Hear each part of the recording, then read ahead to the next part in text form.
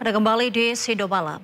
Pemirsa, ratusan orang dari berbagai unsur menggelar aksi damai di gedung DPR RI mengecam unjuk rasa anarkis. Aksi tersebut juga bentuk dukungan untuk polisi agar segera mengungkap dalang di balik kerusuhan akhir Agustus lalu.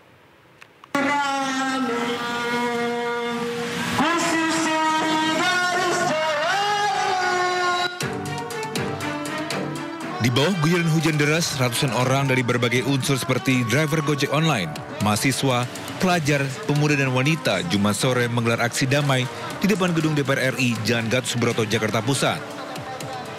Aksi digelar sebagai bentuk keprihatinan atas demonstrasi yang berujung kerusuhan dan anarkis pada akhir Agustus lalu.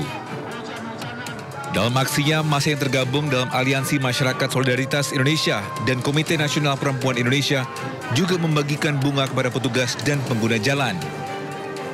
Selain mengecam keras aksi anarkis dalam penyampaian pendapat di muka umum, mereka juga mendukung proses penyelidikan yang dilakukan pihak kepolisian dalam mengungkap aktor intelektual di balik kerusuhan.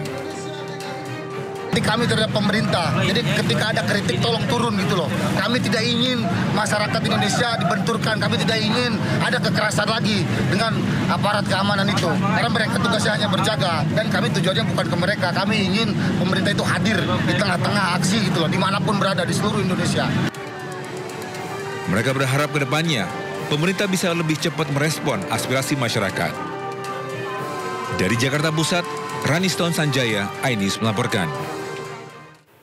Aksi damai juga dilakukan ratusan warga di Sidoarjo, Jawa Timur dengan membentangkan bendera merah putih sepanjang 350 meter. Mereka menyampaikan pesan agar masyarakat harus tetap kritis tanpa anarkis.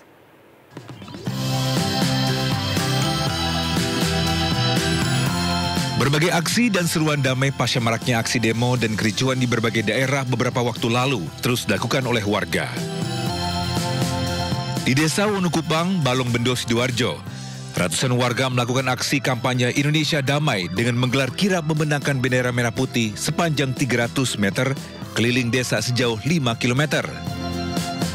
Dengan pengawalan dari TNI Polri, aksi kampanye Indonesia Damai mendapat sambutan positif dari masyarakat sekitar.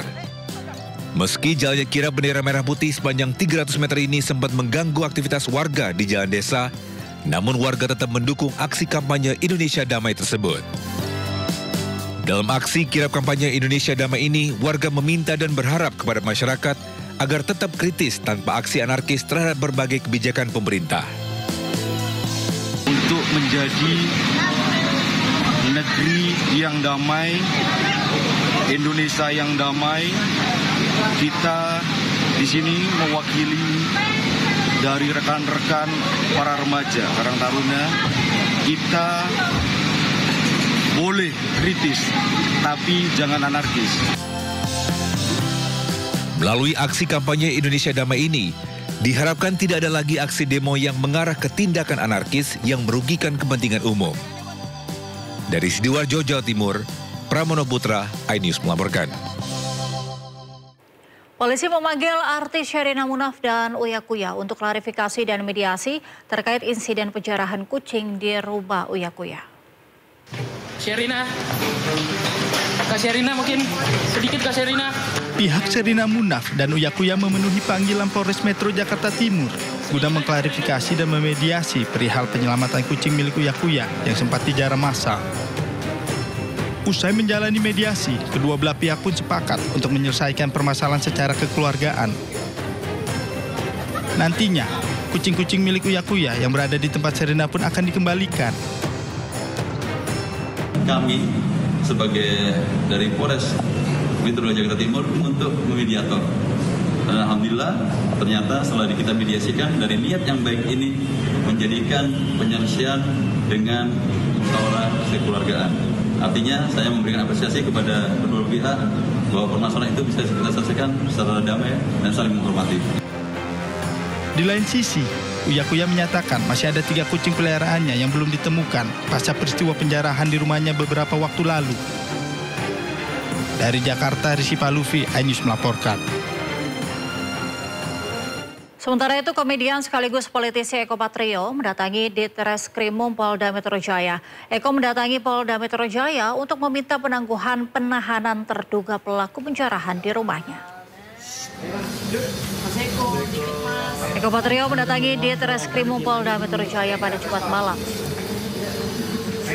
Kedatangannya untuk meminta pihak kepolisian melepaskan salah satu terduga penjara di rumahnya. Eko mengungkapkan bahwa salah satu terduga pelaku penjarahan bernama Rian bukan merupakan pelaku penjarahan, hanya mengambil kucing milik Eko untuk diselamatkan. Pertama silaturahmi dengan teman-teman di Polda. Rian itu adalah yang pertama kali ngambil kucing saya. Ya, ngambil kucing saya, terus udah gitu dia menyelamatkan kucing saya, dan setelah menyelamatkan dia ingin juga mengembalikan kucing, tetapi kucingnya tertahan sama dia. Sebelum dibalikin ke saya sudah diambil oleh kepolisian, oleh bapak-bapak di Polda sini. Akhirnya ya udah, kita koordinasi, kita komunikasi, memohon agar Rian ditangguhkan penahanannya. Dan alhamdulillah malam ini Rian pulang tadi, dijemput oleh keluarganya, ada kakaknya dan juga ada ayahnya. Kita ke informasi lainnya, pemirsa. Presiden Prabowo Subianto menyetujui pembentukan tim khusus untuk reformasi institusi kepolisian. Dalam pertemuan bersama sejumlah tokoh Gerakan Nurani Bangsa, Prabowo juga setuju dengan pembentukan tim investigasi independen terkait demonstrasi ricuh pada Agustus lalu.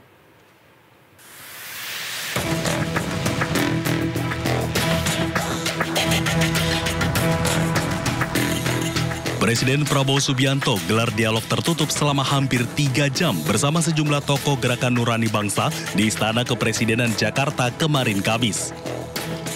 Dalam pertemuan tersebut, Prabowo bersama sejumlah tokoh GNB membahas berbagai isu kebangsaan mulai dari tuntutan masyarakat sipil hingga gagasan pembentukan komisi investigasi independen.